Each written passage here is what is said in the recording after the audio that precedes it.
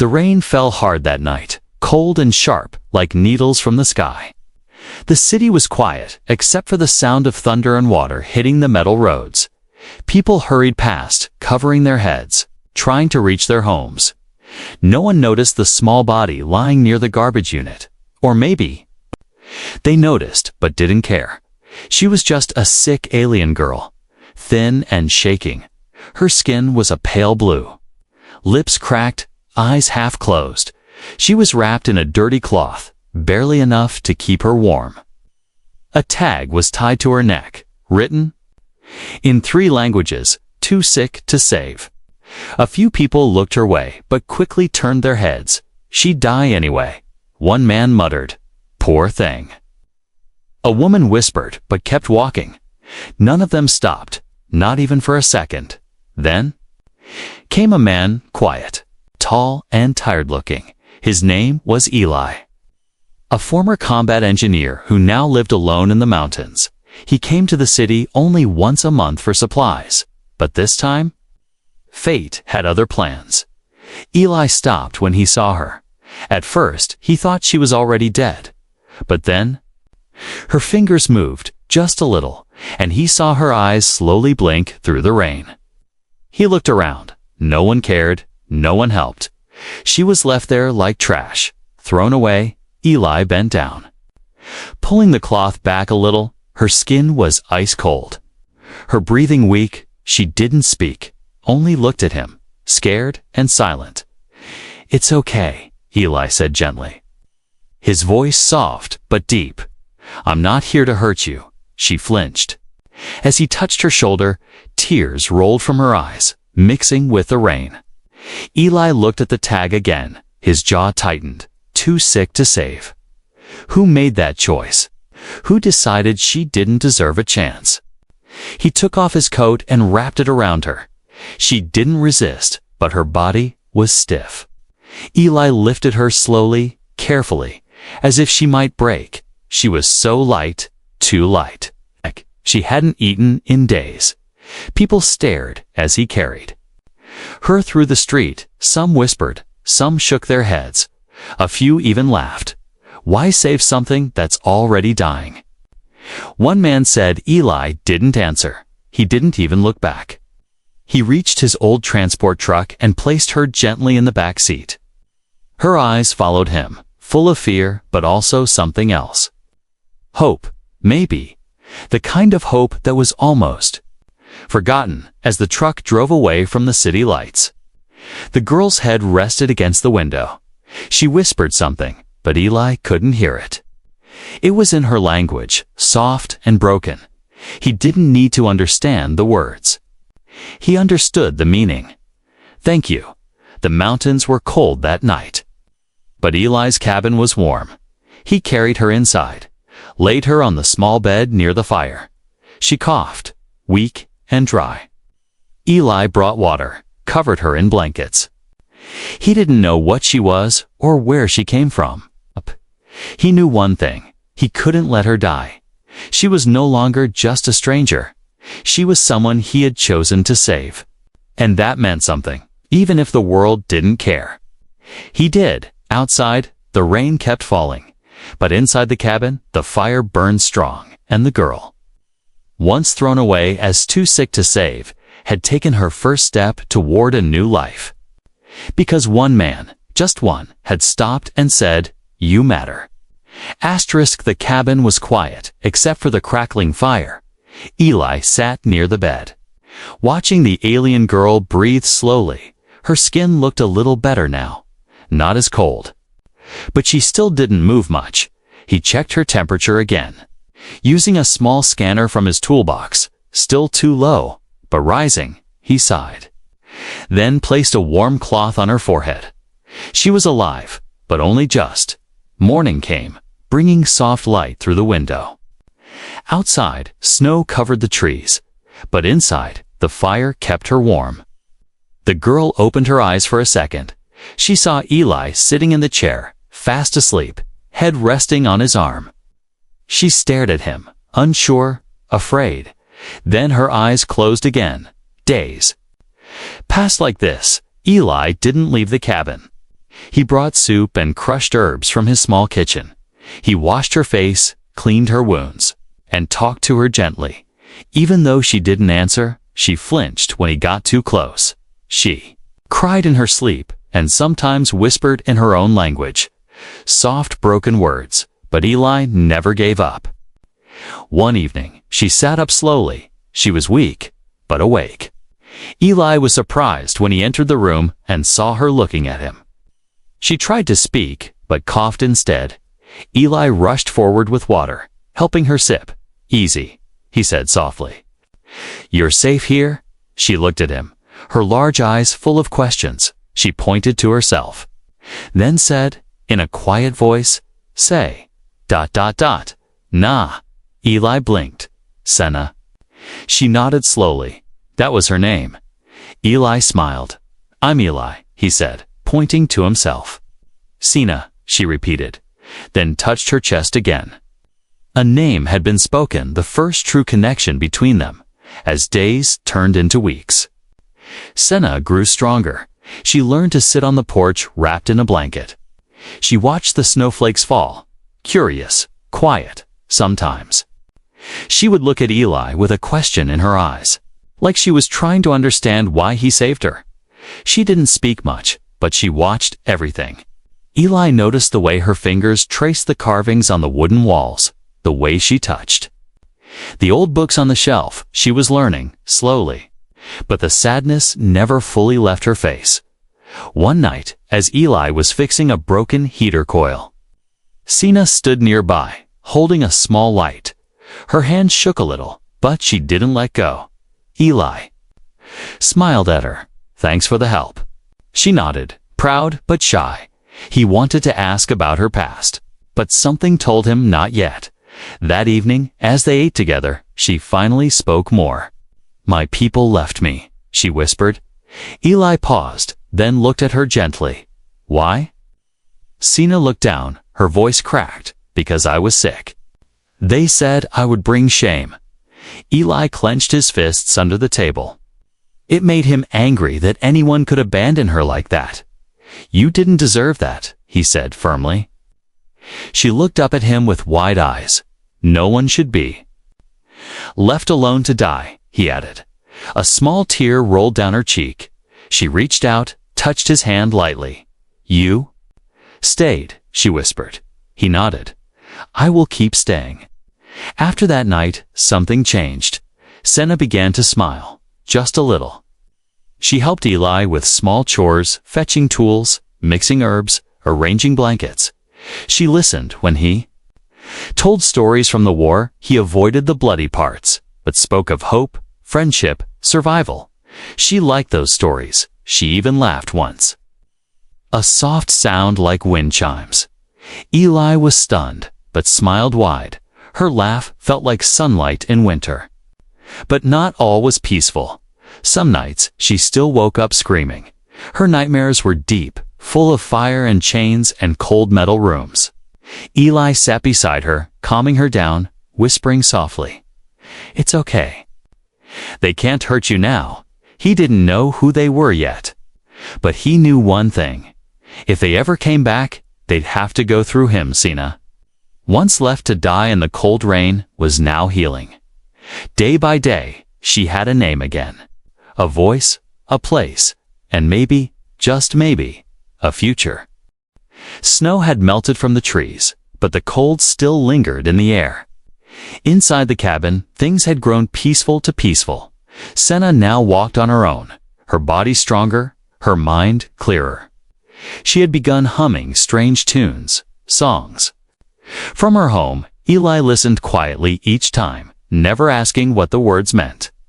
One night, while chopping wood outside, Eli heard something, a high-pitched hum, faint but unnatural. He looked up, scanning the sky. Just clouds and stars. Nothing else. Still, something didn't feel right. He stepped inside the cabin. Brushing snow off his shoulders, Senna stood near the fire, her back turned to him, frozen. Her shoulders shook slightly. "Senna?" he asked, walking toward her. She didn't turn, just whispered, "They found me." Eli's chest tightened. Who? She looked over her shoulder, eyes wide with fear. My clan? Or what's left of them? They send hunters. Eli didn't fully understand, but the look in her eyes was enough. They want you back. He asked carefully. She shook her head. They want me erased. Silence filled the room, broken only by the sound of the fire. Eli moved closer, placed a hand on her arm. You're not alone now, he said firmly. No one's erasing you. That night Sina couldn't sleep. She sat near the window, staring at the dark forest. The stars above seemed cold and distant. Her fingers traced a scar on her side, a mark from her past. She had escaped death once. But she knew her kind. They never gave up. Eli stayed up too, cleaning an old energy rifle he hadn't touched in years. He watched her from the corner of his eye. He didn't ask questions. He just made sure the weapons still worked. The next morning, strange tracks were found near the river, deep. 3-toed prints, nothing like the usual forest creatures. Eli stared at them, his jaw tight. Someone or something had landed nearby. He returned home and locked every door. Senna was silent, but her breathing had quickened. I know that pattern, she said quietly, tracking scouts. They come first. Eli nodded slowly. They're not taking you, he said. She looked at him, then down at her hands. I'm not worth dying for, she whispered. Eli knelt in front of her, looking into her eyes. Maybe no one ever told you this before, but you're wrong. Senna wiped her tears quickly, standing up straight. Her voice was still shaky, but she said, then I'll help too. She grabbed the small kitchen blade and held it like a warrior. It looked silly, but Eli didn't laugh. He only nodded. Later that evening, the power flickered. Eli's solar grid was stable, but something was jamming the signal. He checked his comms. Nothing, completely silent. They're blocking communication. He muttered. Senna was pacing. Her hands clenched. They erased their mistakes. They erased my brother. He was like me. Eli's eyes darkened. He had heard about such things, not just from aliens, but from humans too. Then they're the mistake. Not you, he replied. They spent the next few hours preparing. Eli taught her how to hold the energy rifle, how to aim. Sina wasn't strong, but she was sharp. Her eyes followed every move, her hands steady despite the fear. That night, the sound came again, a soft hum in the sky. Eli stepped out onto the porch with the rifle in hand. Senna stood behind him, holding a light. A shadow passed above the treetops. A small dark ship hovered for a moment, then vanished. Scout ship Senna confirmed. They'll come back tomorrow with more. Eli nodded, then looked at her seriously. Then tomorrow. We don't run. Senna didn't answer right away, but when she did, her voice was strong. No, we don't. That night, as the fire burned low and the stars disappeared behind dark clouds, Senna sat beside Eli on the floor. She rested her head on his shoulder. I used to believe no one would ever fight for me, she whispered. Eli placed a hand on hers. Then believe this, they're not ready for what's coming. Snow had turned to rain again. The forest smelled of wet earth and the clouds hung low. Senna sat on the porch, watching the sky, her hand resting on her belly. She didn't understand what was happening inside her, but she could feel it, a change, a warmth, a life. Eli was inside fixing the roof sensor. He didn't know yet. Senna didn't know how to tell him. She didn't even know if it was possible. Her kind were not meant to have children, especially after illness. Her blood had been weakened, her body damaged. That's why they left her, why they marked her as unsavable. And yet, something had changed. That evening, while eating by the fire, she fainted. Her plate dropped, and Eli caught her before she hit the ground. Senna, he shouted, holding her close. Her skin was hot, her breathing fast. He rushed her to the bed and scanned her with his medkit.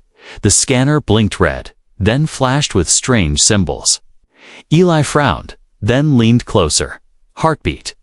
2. He blinked again, reading the results. One was hers, the other. Smaller, lighter. His heart skipped. No way, he whispered. She's pregnant. Sina opened her eyes slowly. Her lips moved weakly. I didn't know. I didn't mean for this. Eli knelt beside her, still shocked. It's okay, he said softly. It's not your fault. Tears welled up in her eyes. My kind will kill me. They fear change. Eli sat quietly, processing everything. A child, part alien, part human, something new, something that had never existed before. He reached out and gently touched her hand. Then we protect it, he said. Together, Senna. Looked at him, confused. You don't hate me? Eli shook his head. Why would I hate you? You're strong, brave, and you're carrying life. She closed her eyes, a soft sob escaping her lips. No one has ever said that to me before. The next few days were hard. Senna's body was weak again. But not because she was sick. It was because of the child growing inside her. She needed more food, more rest. Eli did everything he could, cooking, carrying water, guarding the cabin. He rarely left her side. At night, she would whisper to the child inside her. In her native tongue, soft melodic sounds. Eli listened. From the other room, he didn't understand the words, but the feeling. That was clear love. But danger was still close. The hunter ship had not returned yet. But the forest was too quiet. The birds too silent. Something was coming. One morning, Eli caught a glimpse of something far off, a flicker of movement. Like a shadow between the trees, he stood still, his hand on the rifle. But nothing came. He went back inside, heart heavy. Senna was resting, her hand again on her belly. She opened her eyes as he entered. You saw them, didn't you? He nodded. They're waiting, he said. Watching, she took a deep breath. Then we don't have much time. That night, they packed bags, food, tools, medicine. Sina could walk, but only slowly. Eli planned a route through the mountain caves, old escape tunnels from the war. He knew them well. They led far away, where no scanner could follow. Senna sat by the fire, her face calm, but her hands trembling. She looked at Eli and asked, Why did you save me that day? Eli didn't speak at first. He stared into the fire, then finally answered, Because I saw someone everyone else gave up on. And I couldn't do the same. She wiped her eyes and nodded slowly. And now? Eli smiled faintly. Now I see someone I won't let go. Senna stood, walked to him slowly. She placed his hand on her belly. It's yours too, she whispered. He didn't pull away. He only nodded. Then I'll protect both of you, outside. The forest was silent, but inside the cabin, hope had taken root. A new life had begun inside her body and between them. And no matter what waited beyond the trees, they would face it together. The wind howled through the forest like a warning. The trees bent under the force, their branches creaking. Senna sat by the window, eyes narrowed. She could feel it deep inside her chest. They were coming. Eli checked the traps and sensors around the cabin. He had spent 2 nights preparing escape tunnels, emergency bags, and weapons. But nothing calmed the storm building inside him. This was no longer just about survival. It was about protecting family. Late that evening, a sharp pulse shot through the sky. A bright red light blinked across the horizon, then vanished. Eli saw it from the porch and stepped back inside quickly. They're close, he said, locking the door. Sina nodded without looking. Her breathing had grown slower, heavier. Her hand never left her belly. The pulse means a locator has locked in, she said. They know I'm here now. Fully confirmed, there was no more hiding. Not now. It was only a matter of time before they landed. By midnight, a strange low hum filled the air. Eli peeked through the scope of his old rifle, far beyond the trees. Two ships hovered just above. The forest floor, dark, insect-like ships, silent and still. Not military, not loud, just watchers. Senna stepped beside him, eyes locked on the ships. "They brought a removal squad," she whispered. Eli frowned. "Removal?" She nodded. "They don't take prisoners. They erase problems." He clenched his jaw. "You're not a problem. To them, I am." She replied softly. "I broke the code. I lived when they ordered me to die." Eli paced the cabin, his hand gripping the rifle tight. "What do they want now? Just you? Or the baby too?" Sina hesitated. "I don't know. But if they learn what I carry, they won't let the child live." A thick silence fell between them. The fire flickered, casting shadows across the wooden floor. Then a loud knock on the door. Not a bang, not violent, just 3 soft knocks. Knock, knock, knock. Eli aimed his rifle and stepped closer. "Who is it?" he called out. A voice answered in Sina's native language, deep, cold, and male. Sina's face went pale. "That's my uncle," she whispered. "He was the one who gave the final order to discard me." The voice came again, this time in English. "Return the girl and step aside. Human, she is carrying forbidden life." Eli raised the rifle higher. "You're not taking anyone," he said. The voice paused. "You protect a mistake," it growled. Eli didn't blink. "Then, I'm proud of it." Sina pulled Eli back from the door. "They don't bluff, Eli. They will destroy everything." Eli looked at her. "Then we don't give them the chance." He opened a secret trapdoor near the fireplace. Under it, a narrow tunnel leading into the mountain. He had built it years ago, never thinking he'd actually use it. Now, it was their only hope. "You go first," he said. Helping her down, she hesitated, then grabbed his hand. "Promise you'll be behind me." "I swear," he replied, as Senna crawled through the tunnel. The cabin above shook. A pulse bomb had hit the outer field. Sparks flew, and the lights flickered. Eli grabbed the emergency pack and sealed the trapdoor. He followed quickly, the sound of metal boots landing on the roof behind him. They moved through the dark tunnel, one slow step at a time. The air was tight, the rocks sharp, but neither complained. They were running for life, for the child that wasn't supposed to exist. Finally, they reached the cave's exit, hidden behind thick vines. Eli peeked out, scanning the forest. No drones, no scouts. For now, they were safe. Sina sat on a rock. Breathing hard. "I can't run forever," she said softly. Eli sat beside her, wiping her forehead. "You won't have to," he said. "We find a place where they'll never reach us." She looked at him with tired eyes. "There's no such place." "There is," Eli said. "It's wherever I'm standing." She didn't reply, only leaned her head on his shoulder. Behind them, smoke rose from the forest. The cabin was gone. Burned to the ground, everything Eli had built over years. Destroyed in minutes, but he didn't look back. Because what truly mattered was still with him. Ash floated in the wind like black snow. The forest behind them glowed orange in the distance. The cabin was gone, burned to the ground by the removal squad. Eli didn't turn back, not even once. Senna walked beside him, one hand on her belly, the other holding his arm tightly. Each step through the woods felt heavy. The ground was muddy. Their boots sank with every move. Senna stumbled, but Eli caught her, lifting her gently. "You don't have to walk," he whispered, but she shook her head. "I'm not weak anymore." Thunder rolled above them. A storm was coming. Both in the sky and on the ground, they reached an old path Eli hadn't used in years. It led deep into the mountain pass. At the end was a forgotten bunker, hidden during the last human war. No scanners, no satellites, no way to trace us inside. Eli said. Sina nodded, trusting his words. But the clan wasn't far behind.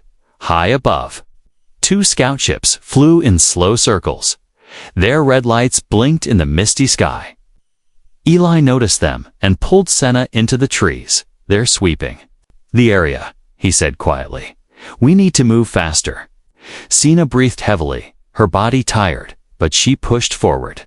Not for herself, for the life growing inside her. Suddenly, a bright spotlight cut through the trees. A ship descended. Quickly, its engines shaking the ground. "Run!" Eli shouted, pulling her by the hand. They ran through the trees, leaves tearing at their clothes, mud splashing their faces, laser bolts blasted near them. Hitting trees, exploding bark and fire, Senna screamed as a branch fell near her feet. Eli turned and fired his old rifle once, just enough to confuse the sensors. Then he pulled her into a hidden trench, covered in roots and rock. They stayed there, breathing hard, listening as the ship passed overhead. After a moment, silence returned, only the sound of rain tapping on the leaves. Senna looked at Eli, tears in her eyes. "They'll never stop, will they?" Eli wiped her face gently. "No," he said, "but neither will I." They crawled through the trench for a while, then climbed up onto a rocky trail. Ahead stood the old bunker covered in vines, half buried in stone. Eli found the access panel and pressed his palm on the scanner. It blinked green. The door opened with a rusty hiss. Inside, it smelled of dust and old metal. But it was dry, and it was safe. Eli helped Senna lie down on a padded bench. She winced, holding her stomach. "Are you okay?" he asked. She nodded slowly. "The baby's fine," she whispered, "just tired." Eli checked the small generator. To his surprise, it still worked. He powered up lights, sealed the doors, and set up motion sensors outside. That night, in the dim glow of the bunker, they sat together. Eli gave her warm soup from a field pack. She held the cup with both hands, sipping slowly. "I never thought I'd end up like this," she said quietly, hiding underground with a human, carrying a child not allowed to exist. Eli smiled gently. "And I never thought I'd be saving someone who changed my whole world."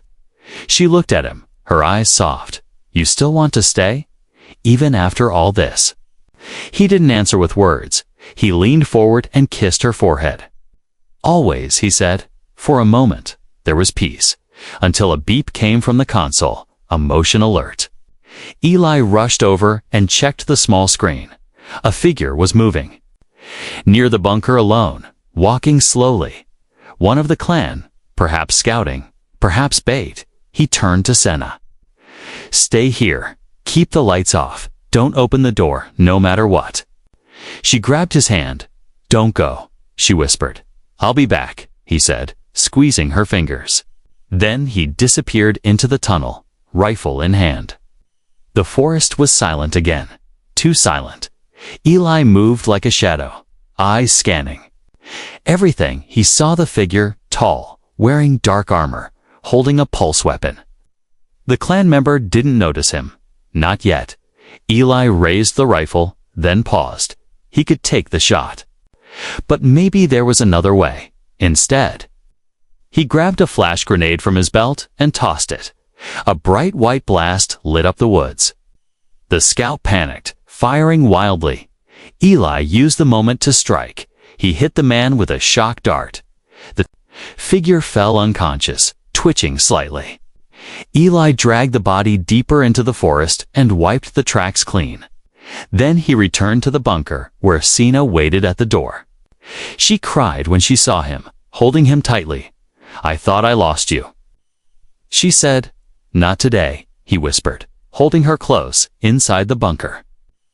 They rested, 2 fugitives, 2 hearts beating for a future no one believed in. The fire may have taken their home, but it could not take their will. Not now, not ever. They had run through the fire, and they were still standing. The days inside the bunker passed slowly. Outside, the sky remained gray, the forest quiet. But silence didn't mean safety. It meant something was waiting. Watching, Senna stayed close to Eli, her hands often resting on her stomach.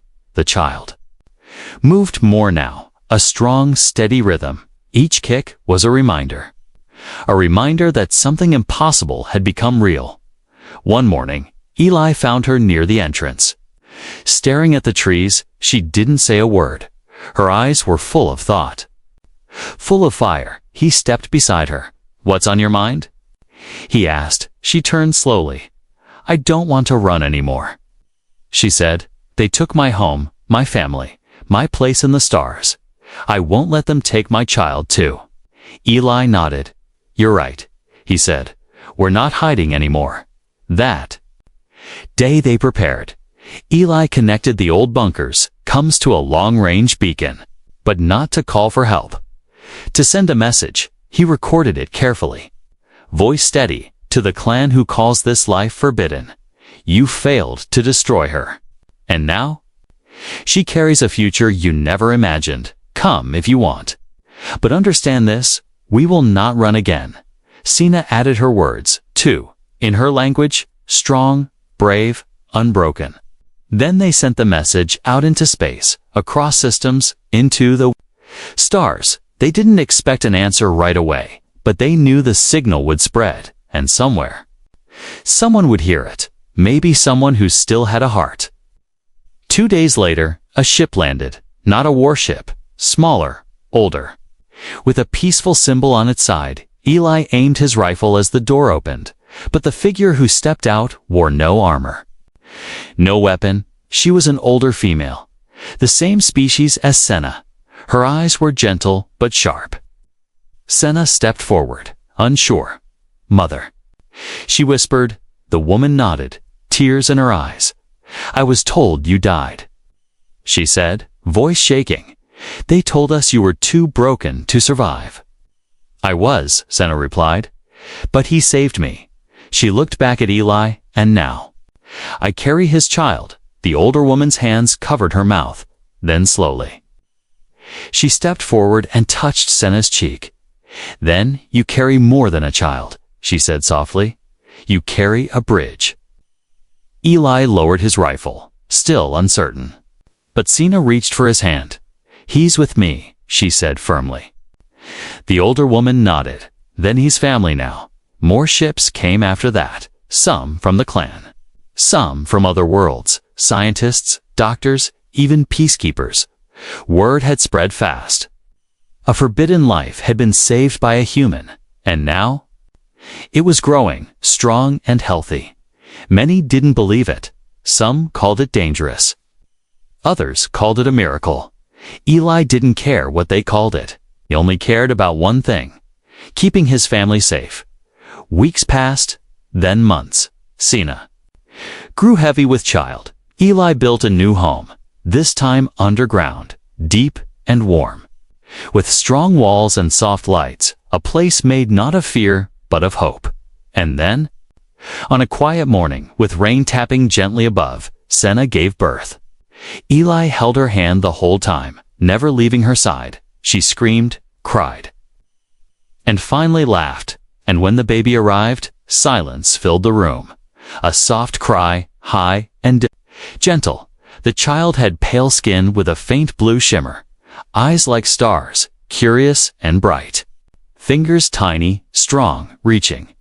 Eli held his daughter close. He had never known love could feel like this. Sina watched them both, her eyes wet with joy. "She's beautiful," she whispered. "She's everything," Eli replied. The news traveled. Fast pictures, records, data, proof of life, proof of possibility.